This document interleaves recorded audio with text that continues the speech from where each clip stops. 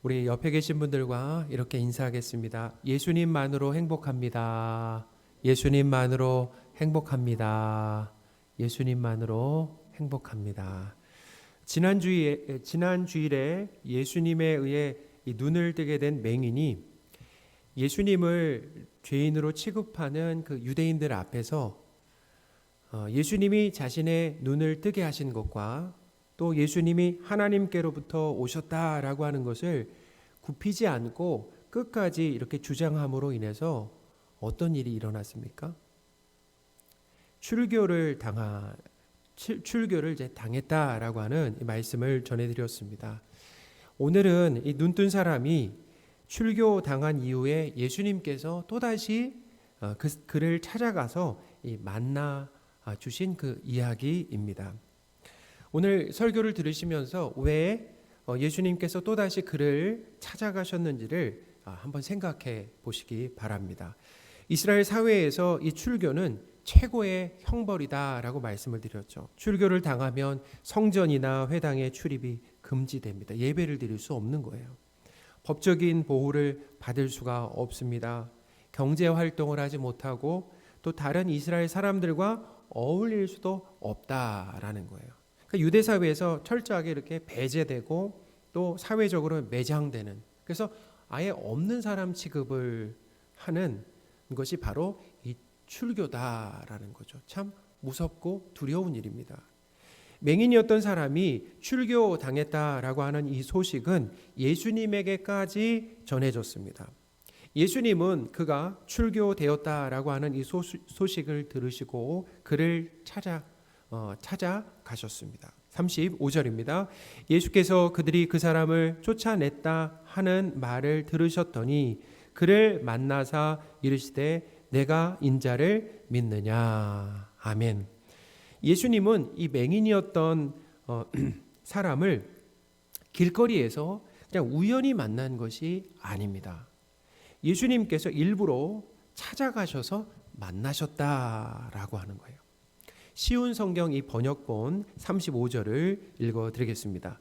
예수님께서 바리새인들이 회당에서 그 사람을 쫓아냈다는 소식을 듣고 그 사람을 찾아 말씀하셨습니다. 너는 인자를 믿느냐. 찾아 말씀하셨다라고 얘기하죠. 찾아서 말씀하셨다. 예수님께서 이 출교당한 그 사람을 찾아가신 이유가 무엇이겠습니까? 어떻게 보면 정말 이 고통스러운 상황에 처한 거 아니겠어요? 출교당했다라고 하니 어떻게 보면 이제 정말 살 길이 막막한 상황이 된 거죠. 예수님께서 이렇게 출교당한 사람을 찾아가신 이유는 첫째, 진정한 위로를 주시기 위해서 찾아가셨다라는 거예요. 맹인이었던 사람이 비록 유대 사회에서는 출교되었습니다. 출교되었지만 그가 하나님의 백성이라고 하는 것, 하나님 백성이라는 그 소속을 분명히 해주시기 위해서 예수님이 그를 찾아가신 것이다라는 거예요. 하나님께서 사랑하시는 성도 여러분, 하나님 나라 이 백성으로 소속되어 있음이 진정한 위로다라고 하는 것을 믿으시기 바랍니다. 이것이 왜 위로인가? 우리 삶에. 그러니까 내가 하나님의 백성이다. 그러니까 소속되어 있는 거 아니에요? 사람은 소속을 좋아하잖아요. 소속 욕구가 있죠. 근데 내가 하나님 백성으로 하나님의 자녀로 소속되어 있다라고 하는 것이 정말 기뻐해야 될 일이고 제일 기뻐해야 될 일이고 그것으로 우리는 만족할 수 있습니다. 그것으로 든든한 거죠. 그 이유가 또 그것으로 우리가 진정한 위로가 될 수 있다라는 거예요. 사람은 세상에서 남들이 부러워할 만한 곳에 소속되고 싶어 합니다. 그렇죠. 어떤 나라의 시민권을 얻는다거나 어떤 나라의 시민이 되고 싶어 한다는 시민권을 내가 얻고 싶다. 그래서 또 우리나라에서도 어떤 원정 출산이 유행할 때가 있었잖아요. 또 이 특정 지역에 사는 것. 서울로 말하면 우리가 그렇죠. 강남과 한강을 기준으로 해서 강남과 강북에 있다라고 하면 어떤 특정 지역에 살고 싶어 하는 것, 특정 아파트에 살고 싶어 하는 것, 거기에 거주하고 싶어 하는 것, 아니면 어떤 대기업이나 아니면 명문대 출신이 되고 싶어 하는 것. 이 백화점에 보면 백화점에 VIP도 아니라 VVIP가 되고 싶어 하는 것. 제가 엊그제 이렇게 인터넷 뉴스를 보니까 어떤 사람이 백화점에서 1년에 1억 4천만 원을 썼는데, 자, 얼마를 썼다고요? 1년에 1억 4천만 원을 썼는데 VVIP에서 탈락됐다라는 거예요. 원래는 예년 같으면 한 1억 2천만 원만 써도 VVIP가 됐는데 1억 4천만 원을 썼는데 VVIP가 탈락됐다라고 하는 것이 이렇게 뉴스에, 인터넷 뉴스에 나왔습니다. 저는 처음 알았어요. 그 뉴스를 보고. 어떻게 백화점에서 1년에 1억 4천만 원을 쓸 수 있을까? 우리 서민들은 상상할 수 없는 일이잖아요. 근데 사람들은 바로 그 VVIP에 소속되고 싶어 한다는 거죠. 모르긴 몰라도 그래요. 제가 그 서울에 한번 이렇게 그 어느 유명한 백화점에 한번 갈 일이 있어서 갔는데 그런 거예요. 이렇게 VIP 같은 경우는 다는 모르지만 한 가지는 그래요. 그냥 앞에다가 주차를 해놓으면은 그 발렛 파킹을 해준다라는. 우리는 뭐 지하 끝까지 내려가야 되잖아요. 없으면은 쭉 내려가야 되지만 VVIP는 그런 대우를 받는다라는 거죠. 그러니까 남다른 대우를 받는다라는 거 아니에요. 그러니까 사람은 이렇게 어떻게 소속되고 싶어 한다라는 거예요. 그러니까 우리는 이 땅에서 뭘 위해 살아가느냐, 뭐에 목숨을 거느냐, 소속되고 소유하는 것에 목숨을 걸면서 살아간다라는 거예요. 그러나 우리가 기억해야 될 것이 있습니다. 이런 것들은 영원하지 않다라는 겁니다. 영원하지가 않아요. 일시적이고 안개와 같다. 이 사람도 그랬잖아요. 1억 4천만 원을 썼는데도 불구하고 VVIP에서 어떻게 됐어요? 탈락돼 버렸어요. 그러니까 이 땅에서 우리에게 주어지는 어떤 지위나 소유라고 하는 것은 이 땅에서만 유효하다. 그러니까 잠깐 가지고 있는 거죠. 그것은 마치 안개와 같이 사라질 것들이다. 그러니까 여기에 목숨을 거는 삶이라고 하는 것은 헛수고라는 거죠. 헛수고하는 삶이다. 인생을 낭비하는 거죠. 그러나 하나님의 나라는 멸망하지 않는다라는 거죠. 할렐루야. 그러니까 뭐예요? 영원히 지속된다라는 거 아니에요? 그러니까 죽음 이후에도 우리가 하나님의 백성으로 하나님의 나라에 산다라는 거 아니겠습니까? 그러니까 우리가 하나님 나라에 소속되어 있다라는 거, 하나님의 백성이라고 하는 것, 이 자녀라고 하는 것이 얼마나 귀한 것인가. 이것은 영원히 변하지 않는다는. 이것으로 인해서 어떻게 하나님의 나라에서 이 땅에서 살고 죽어서도 하나님의 나라에 들어가 하나님과 영원히 행복하게 사는 것. 그것이 우리가 하나님의 나라에 소속됐다. 그리고 그 하나님 나라에 소속된 것의 가치다라는 거죠. 예수님은 맹인이 유대 사회에서는 배제되었지만 하나님의 백성으로 소속되었음을 이렇게 알려주심으로 인해서 진정한 위로를 주신 거다라는 거예요. 사랑하는 성도 여러분, 세상을 살아갈 때 사람들이 부러워할 만한 곳에 소속되지 못하고 거주하지 못하고 건강과 재물 또 높은 지위를 소유하지 못할지라도 낙심하며 절망하지 마시기 바랍니다. 그리고 하나님 나라 백성이라는 것에 자부심을 갖는 거예요. 이것이 가장 큰 자부심이라는 겁니다. 그리고 거기에 기뻐하며 만족하시고 진정한 위로를 받으시기 바랍니다. 예수님이 출교당한 사람을 찾아오신 것은 또 다른 이유는 예수님에 대한 이 지식과 믿음에서 자라게 하시려고 찾아가신 거다라는 거예요. 지난주에도 잠깐 말씀드렸듯이 성도는 예수님에 대해 지식적으로 다 알고 나서 예수님을 믿는 것이 아닙니다. 그러니까 예수님이 하나님의 아들인 것과 예수님이 하나님인 것과 예수님의 십자가 그리고 부활, 승천, 이 재림 등의 의미를 100% 알고 나서 믿게 된 것이 아니다라는 거예요. 하나님께서 먼저 우리에게 뭘 주신 겁니까? 믿음을 선물로 주셨죠. 은혜로, 값없이, 우리의 노력과 상관없이, 우리가 죄인임에도 불구하고 우리를 어떻게 창세전에 선택하셨다. 창세전에 우리를 선택하셨다라고 하는 어떤 의미가 있냐면 우리의 행위와 상관이 없다라는 거예요. 이미 창세전에 우리를 선택하신 거예요. 우리의 행위와 상관없이 우리를 하나님의 자녀로 어떻게 해요? 선택하셨다. 그래서 우리에게 뭘 주신 겁니까? 때가 되어서 믿음을 주신 거 아니겠습니까? 그 믿음을 선물로 주시고 믿음이 있는 성도는 그때부터 예수님을 알아가게 된다라는 거예요. 그때부터 예수님을 알아가게 된다. 그러니까 이 신앙생활이라고 하는 것이 무엇입니까? 바로 우리가 믿는 그 예수님에 대해서 알아가는 거죠. 알아가는 것. 그러니까 예수님에 대해서 알아가죠. 예수님에 대해서 알아가는 만큼 예수님을 더욱 어떻게 합니까? 믿고 신뢰하게 되고, 믿고 신뢰하게 되면 당연한 반응으로 뭐가 나오게 돼 있습니까? 순종하게 된다라는 거예요. 우리가 왜 하나님의 말씀에 순종하지 못하는가? 그것은 엄밀하게 말하면은 우리가 하나님을 믿는 거예요, 믿지 못하는 거예요? 믿지 못하는 겁니다. 왜냐하면 믿는 사람의 말은 따라가게 돼 있어요. 믿지 못하니까 누구 마음대로 사는 거예요? 내 마음대로 사는 거죠. 그러니까 예수님을 알아가면서 이 땅에서 우리가 신앙생활하면서 예수님이 누구신가라고 하는 것을, 그러니까 예수님의 능력과 예수님의 이 성품, 그러니까 예수님의 능력과 성품, 예수님이 하신 일들, 하실 일들에 대해서, 앞으로 하실 일들에 대해서 우리가 알아가면 알아갈수록 우리의 믿음이 어떻게 해요? 커지는 거죠. 믿음이 커질수록 어떤 일이 벌어진다고요? 예수님을 더 사랑하게 되고 예수님께 더 순종하는 사람으로 우리가 어떻게 해요? 계속해서 성숙해져 가게 된다라는 겁니다.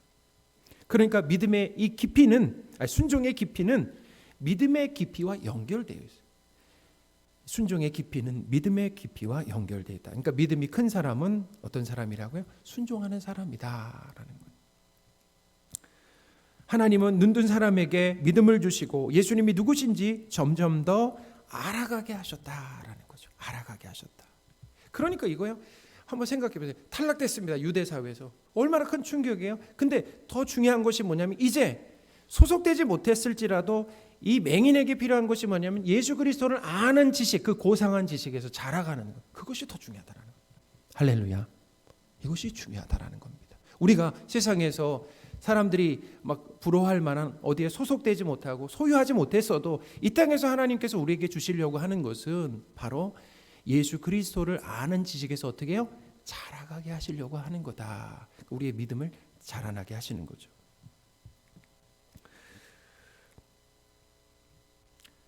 예수님께서 출교당한 그 사람을 찾아가셔서 처음 하신 이 질문을 통해서 우리가 그 사실을 알 수 있다라는 거예요. 어떤 질문을 하셨습니까? 처음에 찾아가셔서 내가 인자를 믿느냐라고 물으셨죠. 35절입니다. 예수께서 그들이 그 사람을 쫓아냈다 하는 말을 들으셨더니 그를 만나사 이르시되 내가 인자를 믿느냐. 예수님은 그 사람이 인자를 믿는지 못 믿는지 몰라서 물으신 것이 아니다라는. 그러니까 하나님은 절대로 질문하시면 몰라서 물어보시는 것이 아니에요. 사실 그 질문은 그 질문을 통해서 그 질문을 받는 사람의 상태를 깨닫게 하시려고 물어보시는 겁니다. 하나님 몰라서 물어보시는 게 아니라 질문을 받는 사람의 상태, 믿음의 상태를 깨닫게 하시려고 질문하시는 거다라는 거죠. 예수님의 질문을 받은 그 사람은 인자에 대해 자신이 아는지를 생각하게 되겠죠. 질문 앞에. 성도 여러분, 만약에 내가 예수님이 나에게 인자를 믿느냐라고 이렇게 질문을 했다고 생각해 보세요. 지금 우리 한 분 한 분에게, 우리 강찬호 집사님에게 예수님이 내가 인자를 믿느냐라고 질문했다고 생각해 보세요. 우리 정영진 권사님에게 내가 인자를 믿느냐라고 질문했다라고 생각해 보세요. 그럼 거기서 내가 주저하지 않고 네라고 대답할 수 있겠습니까? 만약에 거기에 선뜻 네라고 대답하지 못한다라고 하면 두 가지 이유가 있는 거예요. 뭐냐면 이거죠. 인자가 무슨 뜻인지조차 모르는 거죠. 우선 인자가 무슨 뜻이지? 모르거나 아니면 인자가 무슨 뜻인지는 아는데 그 인자를 믿지 않거나, 그러면 선뜻 네라고 대답할 수가 없는 거죠.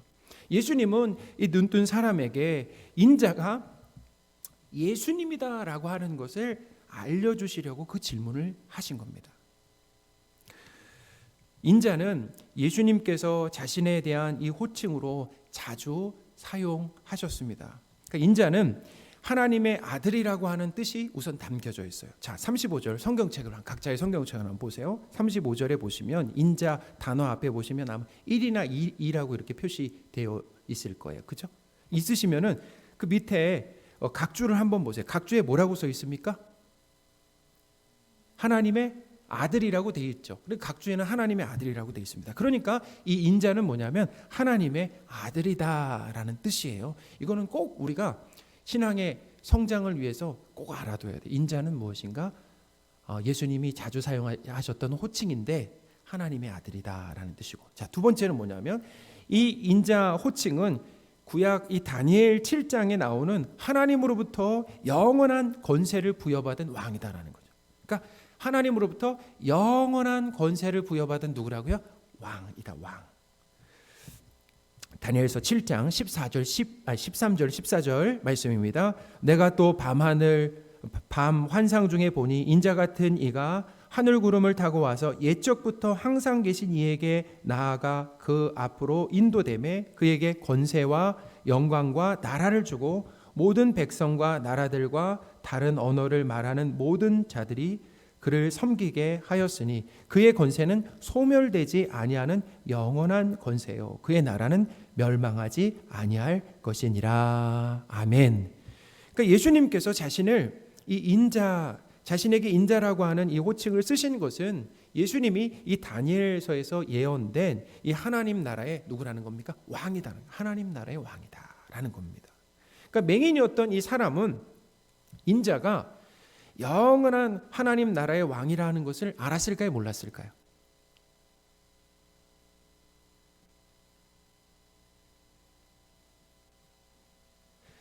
유대인들은 이방인들과는 다르게 구약 성경을 잘 알고 있었기 때문에 이 인자의 의미를 알고 있었습니다.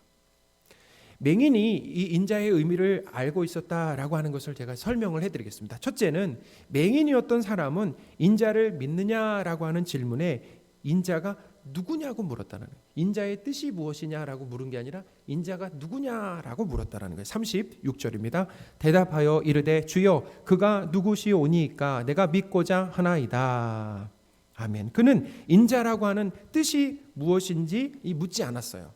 그러니까 인자가 누구냐고 물은 것을 통해서 인자라는 이 의미는 알았다라고 하는 것을 우리가 추측할 수 있는 거죠. 그러니까 인자의 의미는 알았지만 인자가 누구인지는 몰랐다는 거예요.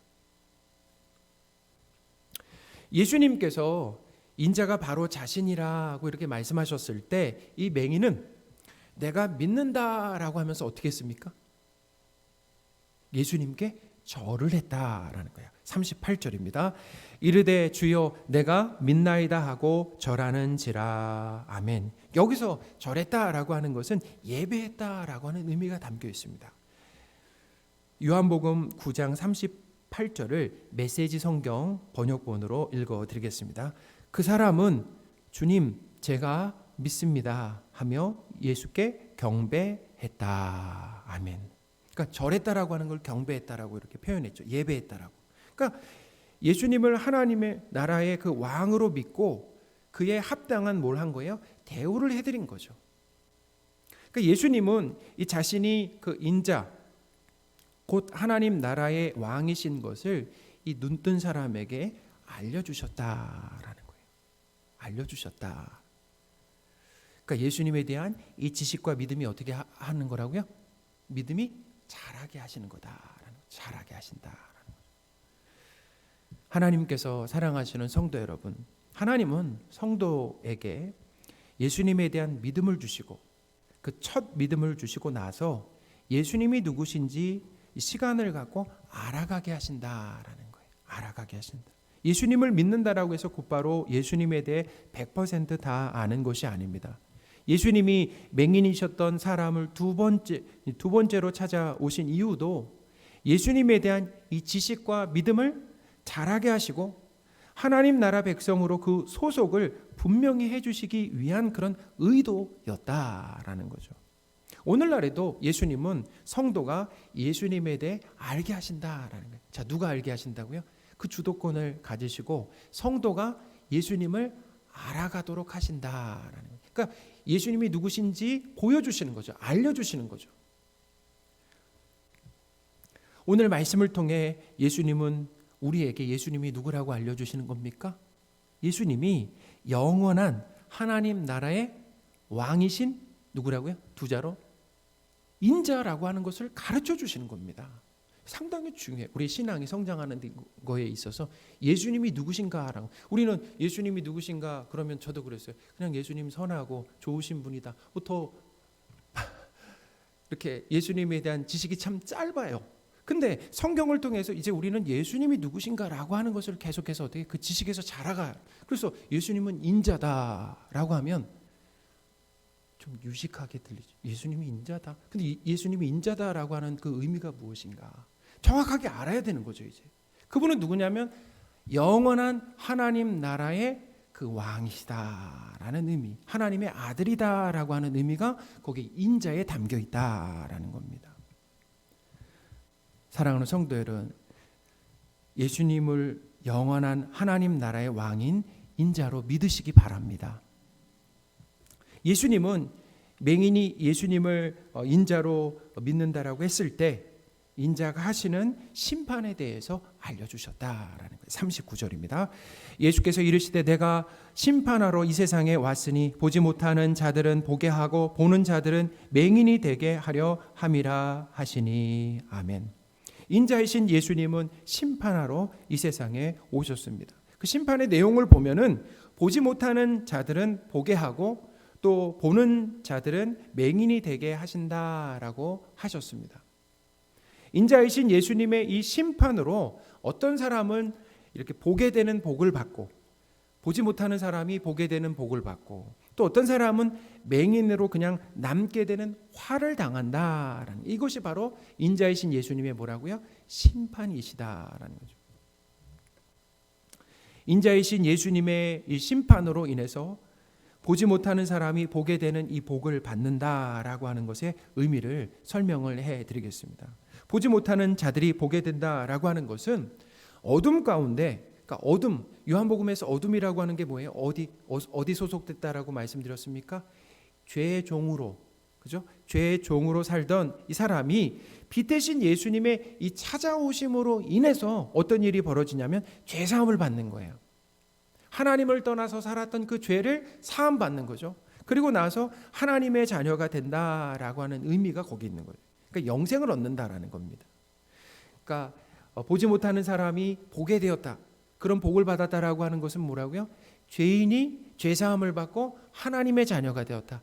영생을 얻게 되었다라는 거예요. 사도 바울을 예를 들어서 설명해 드리겠습니다. 예수님을 믿는 이 사람들을 무자비하게 이렇게 박해했던 바울에게 예수님이 찾아오셨을 때 어떤 일이 일어나냐면 하늘로부터 그 빛이 그를 비췄다라고 이렇게 얘기하고 있어요. 제가 사도행전 9장 1절부터 3절 말씀을 천천히 읽어드리겠습니다. 사울이 그의 제자들에 대하여 여전히 위협과 살기가 등등하여 대제사장에게 가서 다메섹 여러 회당에 가져갈 공문을 청하니 이는 만일 그 도를 따르는 사람을 만나면 남녀를 막론하고 결박하여 예루살렘으로 잡아오려 함이라. 사울이 길을 가다가 다메섹에 가까이 이르더니 호련히 하늘로부터 빛이 그를 둘러 빛이 비추는지라. 아멘. 이 사건으로 호련히, 그러니까 갑자기 하늘로부터 이 빛이 그를 둘러 비쳤다 하는 이런 사건이에요. 이런 사건으로 인해서 사울에게 어떤 일이 벌어졌습니까? 사울은 3일 동안 앞을 보지 못하는 맹인이 되었다라는 거예요.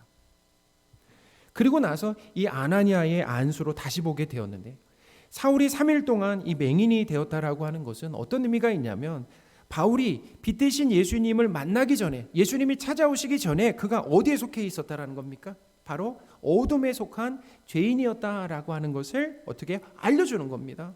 근데 영적으로, 그러니까 이 맹인, 예수님을 알지 못하고 믿지 못한 이 맹인, 곧 죄인이었던 이 바울에게 누가 찾아오셨다고요? 빛 대신 예수님이 찾아오심으로 인해서 바울은 영적인 눈을 뜨고 예수님을 누구라고 믿었습니까? 하나님의 아들과 그리스도로 믿게 되었다라는 거예요.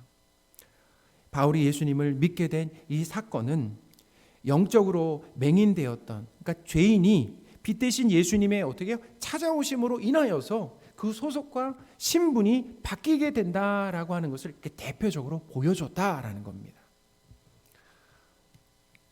이렇게 죄인이 하나님과의 관계가 회복되어 영생의 삶을 살기 위해서 인자이신 예수님이 하신 일이 있어요. 인자이신, 자 중요합니다. 인자이신 예수님이, 중요한 건 인자이신 예수님이 하신 일이 있다. 인자이신 이 하나님 나라의 왕 예수님이 어떤 일을 하셨냐면 십자가에서 죄인을 대신해서 죽으시는 대신 심판을 받으셨다라는 거예요. 요한복음 3장 14절 15절입니다. 모세가 광야에서 뱀을 든 것 같이 인자도 들려야 하리니 이는 그를 믿는 자마다 영생을 얻게 하려 하심이니라. 아멘. 인자, 여기서도 인자죠. 인자가 들린다라고 했습니다. 그러니까 인자가 들린다라는 것은 뭘 상징하는 표현입니까? 바로 예수님의 그 십자가를 말하는 거예요. 광야에서 하나님을 불신하면서 불평했던 이스라엘 백성에게 하나님께서 뭘 보내셨어요? 이 불뱀을 보내셔서 막 죽게 하셨습니다. 그때 모세가 하나님께 기도했을 때 구원받을 수 있는 방법을 가르쳐 주셨습니다. 그것이 뭐냐면 하나님께서 이제 구원 방법으로 주신 것이 그들을 고통스럽게 하는 그 불뱀을 만들어요. 그래가지고 장대 위에 그걸 달고, 장대 위에 불뱀을 달고 그 불뱀을 보면 어떻게 해요? 산다라고 이렇게 말씀하셨죠. 민수기 21장 8절입니다. 여호와께서 모세에게 이르시되 불뱀을 만들어 장대 위에 매달아라. 물린 자마다 그것을 보면 살리라. 아멘. 불뱀에 물린 이스라엘 백성들이 장대 위에 달린 이 불뱀을 보면 사는 것처럼 죄인을 대신해서 십자가에서 달리신 이 인자이신 하나님 나라의 왕, 이 예수님을 어떻게 해요? 믿으면은 뭘 얻게 된다라는 겁니까? 영생을 얻게 된다라는 말씀이죠. 인자이신 하나님 나라의 이 왕 예수님은 자기 목숨을 많은 사람의 대속물로 주려고 이 땅에 오셨다라고 했습니다. 그것이 마가복음 10장 45절 말씀입니다. 우리 한번 같이 읽어보겠습니다. 인자가 온 것은 섬김을 받으려 함이 아니라 도리어 섬기려 하고 자기 목숨을 많은 사람의 대속물로 주려 함이니라. 아멘. 이 대속물이라고 하는 것은 죄나 형벌을 대신하기 위해서 내는 돈이나 물건이에요. 예수님은 죄인을 대신해서 자신의 생명을 내어주셨다라는 대속물이 되신 거죠. 죄인을 살리기 위해서 자신이 죄인이 받아야 할 심판을 받으셨다는 십자가에서 심판을 받으셨다라는 거죠. 인자이신 하나님 나라 이 왕 예수님이 자신의 생명을 내어주시기까지 이 죄인인 우리를 사랑하셨다라고 하는 것을 우리는 십자가를 통해서 알 수 있는 거죠. 얼마나 우리를 사랑하셨는가. 가장 소중한 생명을 내어주시기까지, 아낌없이 내어주시기까지 우리를 사랑하셨다라는 거죠. 예수님께서 이 십자가에서 돌아가실 때 십자가 위에 이 제목을 기록한 이 제패에는 뭐라고 기록되어 있었습니까? 바로 유대인의 왕이다. 그러니까 그냥 그 유대인의 왕이라고 적혀 있었던 것이 아니에요. 예수님은 유대인의 왕으로 돌아가셨다라는 거죠. 마가복음 15장 26절입니다. 그 위에 있는 제패에 유대인의 왕이라 썼고, 하나님 나라의 왕이 진짜 그렇게 오셨는데 진짜로 하나님 나라의 왕이 어떻게 보면 참 힘없고 무력한 모습으로 십자가에서 죽으셨어요. 죽으신 것 같지만 그 십자가의 죽으심으로 인해서 예수님이 어떤 왕인지 그리고 그 죽음으로 무엇을 이루시려고 하는지를 보여주신 거다라는 거죠. 하나님 나라의 왕은 어떤 왕입니까? 예수님은 자기 백성을 위해서 생명을 내어주는 왕이다라는 거죠. 세상의 왕들과 다르잖아요. 세상의 왕들은 어때요? 자기 왕권을 유지하기 위해서 백성들을 희생시키죠. 수단으로 여깁니다.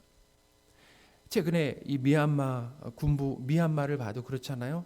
이 군부가 지금 독재를 하면서 자기들의 그 기득권을 지키기 위해서 죄 없는 국민을 희생시키고 있는 거죠. 사람은 그렇다라는. 사람이 권력을 잡으면 이렇게 악한 자기 권력을 유지하기 위해서 수많은 사람들을 희생하는 결과가 일어나게 되는 거죠. 하나님 나라의 왕이신 예수님은 죄인된 자기 백성을 살리고 그리고 영생을 주시기 위해서 자신의 생명을 내어놓으신 왕이다라는 겁니다. 자신이 죽으심으로, 자신이 그러니까 뭐예요? 심판을 받으시는 거죠. 자신이 심판을 받으심으로 인해서 자기 백성이 복을 얻게 되는, 자신이 심판을 받으심으로 인해서 자기 백성이 복을 얻게 되는, 그래서 보지 못하는 죄인이 보게 되는, 하나님의 자녀가 되는 복을 주셨다라고 하는 것이 오늘 말씀의 내용이죠. 인자이신 하나님 나라의 이 왕이신 예수님에 대한 바른 지식과 믿음에서 자라가시길 바랍니다. 우리가 살아가면서 어쩌면 하나님을 믿지 않는 사람들처럼 소유하는 것에, 또 아니면 소속되는 것에 그것을 중요하게 생각하고 거기에 목숨을 걸 수 있습니다. 그렇지만 뭐예요? 그것은 영원하지 않고 곧 사라질 것들이다라는 거죠. 무너질 것들이다, 없어질 것들이다. 그러니까 우리가 그 없어질 것에, 사라질 것에 우리가 목숨을 걸 필요가 없죠. 우리가 소망을 둬야 될 것이 어디입니까? 영원히 사라지지 않는, 영원히 건재할 하나님 나라에 소망을 두고 사는 겁니다. 하나님의 백성으로 이 땅에서 살아간다는 거예요. 그러니까 이 땅에서 뭐가 더 중요합니까? 소유하고 그 다음에 소속되는 것보다 더 중요한 건 우리가 믿는 예수 그리스도가 누구신가라고 하는 그 지식에서, 그 지식이 뭐라고 했습니까? 사도 바울은 빌립보서에서 고상하다라고 했는데 가장 귀한 지식이죠. 우리가 가장 알아야 될 지식은 그 지식에서 어떻게 자라가는 것이 우리 신앙의 목표가 되면 좋겠습니다. 그래서 우리가 기도할 때마다 예수님에 대해서 더 알기를 원합니다. 예수님을 더 많이 믿을 수 있도록, 더 많이 사랑할 수 있도록 도와주세요. 그리고 더 순종할 수 있도록 도와주십시오. 이게 우리의 기도 제목이 되어야 된다는. 그러면서 인자이신 이 하나님께 어떻게 해요? 찬양과 감사, 늘 찬양과 감사를 드리시는 저와 여러분들이 되셨으면 좋겠습니다.